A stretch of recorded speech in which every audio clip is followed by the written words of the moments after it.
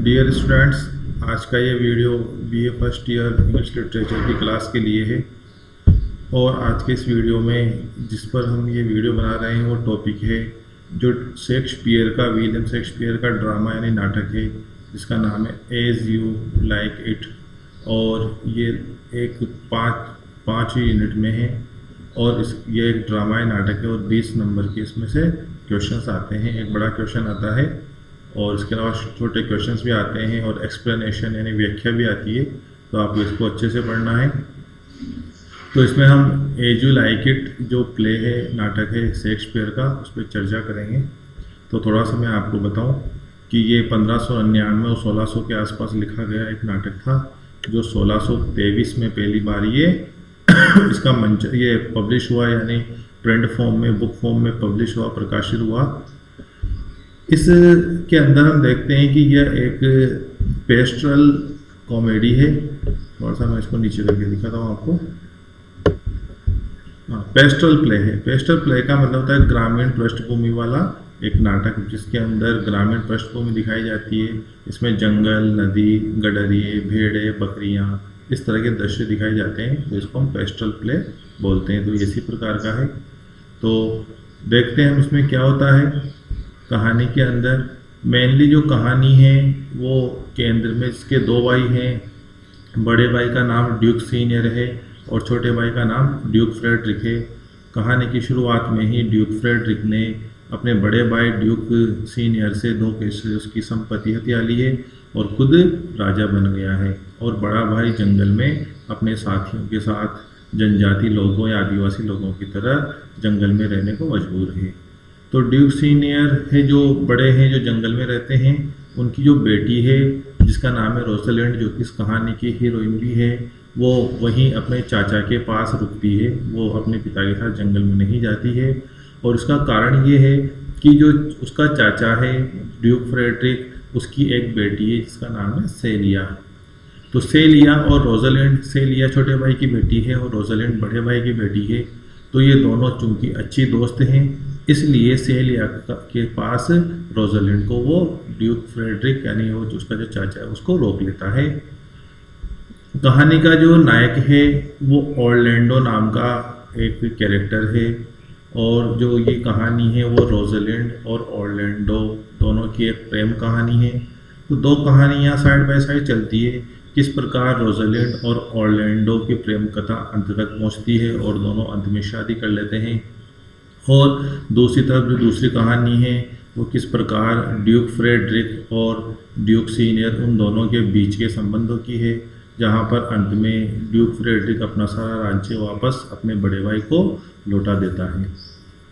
कहानी में और भी घटनाएं होती हैं। कहानी काफ़ी रोचक है। वो जब इसका प्लॉट पढ़ेंगे, इसका कथानक कहानी पढ़ेंगे तो आपको भी अच्छा लगेगा।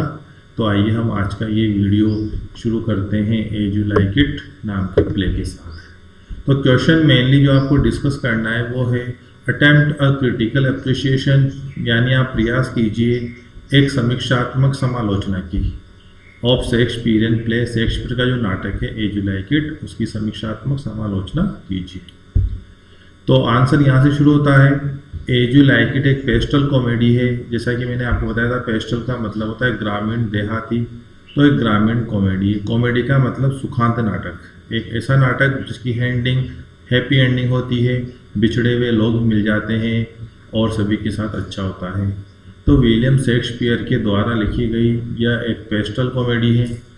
It is believed to have been written in 1599 और अर्ली 1600।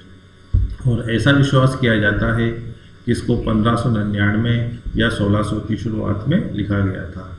फर्स्ट पब्लिश्ड, और ये सबसे पहले प्रकाशित हुई थी इन फर्स्ट फोलियो 1623, यानी 1623 का जो फर्स्ट फोलियो, जो पहला जो संकलन जो प्रकाशित हुआ था शेक्सपियर के नाटकों का, उसके अंदर इसको प्रकाशित किया गया था। यानी इस कॉमेडी के लिखे जाने के लगभग 23 साल बाद इसका प्रकाशन हुआ। हालांकि जो नाटक होते हैं वो मंचन के लिए होते हैं, मंचन मतलब स्टेज पर परफॉर्म करने के लिए होते हैं, इसलिए इसका मंचन तो 1600 के बाद से शुरू हो गया, लेकिन लिखित रूप में एक पुस्तक के रूप में इसका प्रकाशन 1623 के पहले नहीं हो पाया। आगे बढ़ते हैं। एज यू लाइक इट जो प्ले है वो फॉलोज इट्स हीरोइन रोजालैंड, ये इसकी जो नायिका है जिसका नाम है रोजालैंड, उसके पीछे पीछे चलता है, उसका अनुकरण करता है। एज जैसा कि, तो कहानी में क्या होता है, जैसा कि शी फ्लीज वो भाग जाती है, परसिक्यूशन यानी अत्याचार से, इन हर अंकल्स कोर्ट, अब उसके जो चाचा हैं जिसका मैंने अभी नाम बताया था, इसका नाम है ड्यूक फ्रेडरिक, उनके कोर्ट उनके राज दरबार से वो बचकर, उनके अत्याचारों से बचकर भाग जाती है। तो जैसा मैंने बताया था कि ड्यूक फ्रेडरिक ने अपनी बेटी सेलिया की वजह से, सेलिया के लिए अपने बड़े भाई की बेटी को अपने पास ही रख लिया था, लेकिन वो बड़े भाई की बेटी रोजालैंड भी उसकी अत्याचारों से परेशान होकर वहाँ से निकल जाती है। अकम्पनीड, और उसके इस भाग जाने में अकम्पनीड का साथ दिया बाय हर कज़न सेलिया, उसकी खुद चचेरी बहन सेलिया ने, जो कि उसके चाचा की बेटी है। और इसके अलावा टचस्टोन, एक है टचस्टोन, एक विदूषक है। द कोर्ट जेस्टर यानी राज दरबार का एक जेस्टर है, जेस्टर यानी एक विदूषक है, एक मजाक करने वाला व्यक्ति, जिसको आप जोकर कह सकते हैं। तो तीन व्यक्ति रोजालैंड, सेलिया और टचस्टोन, ये तीनों ही ड्यूक फ्रेडरिक के दरबार से भाग जाते हैं टू फाइंड सेफ्टी, सुरक्षा प्राप्त करने के लिए, और इवेंचुअली हर लव, रोजालैंड अंत में हर लव अपने प्यार को प्राप्त करती है इन फॉरेस्ट ऑफ आर्डन, यानी आर्डन के जंगल में, उसका प्यार मतलब ऑरलैंडो। ठीक है, ये प्ले एक पेस्टल प्ले है, एक देहाती नाटक है, और टाइप ऑफ प्ले जो कि नाटकों का एक प्रकार है, फीचरिंग जिसकी विशेषता होती है कंट्री लाइफ यानी ग्रामीण जीवन, विद प्रेजेंस जिसमें उपस्थिति होती है, मीडोज चारागाहों की, इसमें चारागाह होते हैं, शेफर्ड्स यानी गडरिये होते हैं, शेफर्डेसेस यानी गडरिये होती है, महिला गडरिया होती है, शीप भेड़े होती है।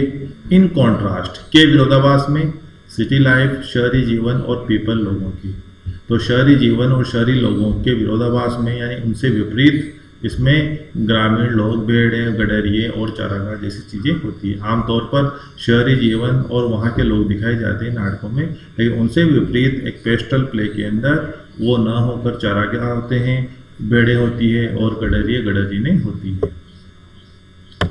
द प्ले फीचर्स, और इस नाटक की फीचर्स विशेषता है, one of the Shakespeare's most famous and the oft coated speeches, जो शेक्सपियर के जो सबसे प्रसिद्ध और सबसे ज़्यादा बार कोटेड उद्धृत किए जाने वाले यानी कहे जाने वाले जो स्पीचेस, जो वाक्य हैं, वो इसी नाटक के अंदर से निकल के आते हैं। जैसे कि शेक्सपियर का एक बहुत ही फेमस कोटेशन है, all the words is stage, ये जो संसार है वो एक रंगमंच है, वो इसी नाटक में शामिल किया गया है। Is the origin of the phrase, और यह नाटक ही ओरिजिन यानी उत्पत्ति है, ऑफ द फ्रेज इस वाक्यांश का, जिसको बोलते हैं too much of a good thing, ये भी एक फेमस कोटेशन है शेक्सपियर का, इसकी उत्पत्ति भी इसी नाटक के अंदर हुई है। तो आइए आगे बढ़ते हैं, इसका प्लॉट मतलब कथानक क्या है, क्या कहानी चलती है। तो कहानी संक्षेप में मैंने बताने की कोशिश की थी, अब यहाँ से थोड़े से विस्तार में हम इसको देखते हैं। Orlando the youngest son of sir Rowland de Boys, Orlando जो कि इसका नायक है, जो यंगेस्ट सन सबसे छोटा बेटा है सर रोलैंड डी बॉयस का। सर रोलैंड डी बॉयस एक प्रसिद्ध, एक जाने माने सम्मानित व्यक्ति थे लॉर्ड सीनियर के दरबार में। लॉर्ड सीनियर कौन, जो जंगल में रह रहा है अभी, तो उनके दरबार में रोलैंड डी बॉयस नाम के जो प्रसिद्ध लॉर्ड थे, उनका सबसे छोटा बेटा ऑरलैंडो है। आपको बता दूं 3 बेटे हैं उनके, जिनके बारी बारी से नाम आएंगे। इस ट्रीटेड ऑरलैंडो के साथ बुरा व्यवहार किया जाता है हिज ब्रदर ओलिवर, उसके भाई ओलिवर के द्वारा। 3 भाइयों में एक भाई ओलिवर है और एक ऑरलैंडो है। ऑरलैंडो छोटा है, ओलिवर बड़ा है। तो ओलिवर अपने छोटे भाई की संपत्ति को हथियाने के लिए उसके साथ बुरा व्यवहार करता है। When he accept the wrestling challenge, और जब ही यानी वह ऑरलैंडो स्वीकार कर लेता है रेसलिंग चैलेंज, कुश्ती की चुनौती स्वीकार कर लेता है, इशूड बाय जो कि जारी की गई थी ड्यूक्स रेसलर्स चार्ल्स, यानी उस ड्यूक फ्रेडरिक के एक पहलवान, एक कुश्ती वाले पहलवान चार्ल्स के द्वारा। तो आप इसको मतलब ये समझो कि जो चार्ल्स है, जो ड्यूक फ्रेडरिक का शाही पहलवान है, और वो चुनौती देता है कि कौन उससे लड़ेगा और कौन उसको हरा पाएगा। तो ऑरलैंडो जो इस कहानी का नायक है, वो इस चैलेंज को स्वीकार कर लेता है, इस चुनौती को स्वीकार कर लेता है। Oliver tales Charles to injure Orlando, और ओलिवर, ऑरलैंडो का जो बड़ा भाई है ओलिवर, जो उसकी संपत्ति को छीनना चाहता है, वो चार्ल्स नाम के पहलवान को टेल्स बताता है टू इंजर, कि वो घायल कर दे ऑरलैंडो को। यानी बड़ा भाई ये चाहता है कि वो पहलवान छोटे भाई को घायल कर दे, ताकि वो घायल हो जाए और उसको कुछ हो जाए तो उसकी संपत्ति को वो हड़प सके। द ड्यूक्स डॉटर सेलिया, और ड्यूक फ्रेडरिक की जो बेटी है सेलिया, और हर कज़न और उसकी जो चचेरी बहन, जो उसके ताऊजी की बहन है रोजलिंड, यानी ये रोजलिंड बड़े भाई की बेटी है जो जंगल में रहता है, और ये छोटे भाई की बेटी है जो राजा बन बैठा है। तो सेलिया और रोजलिंड दोनों ही वॉच द मैच, इस कुश्ती के मैच को देखते हैं जो कि चार्ल्स पहलवान और ऑरलैंडो के बीच में हो रहा है।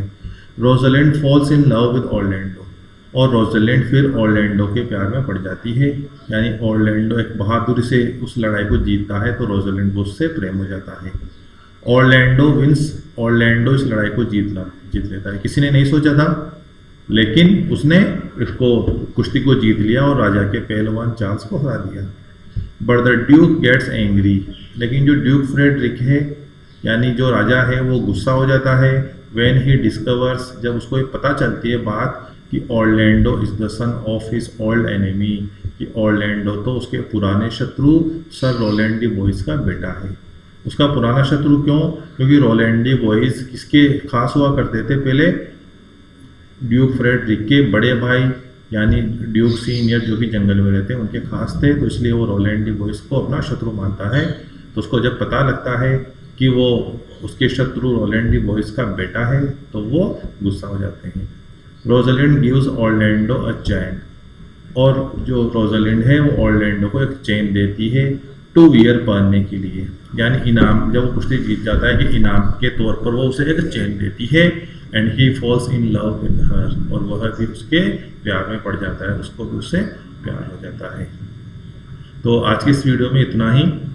आगे की जो कहानी है वो हम अगले वीडियो में लेकर आएंगे। Thank you very much.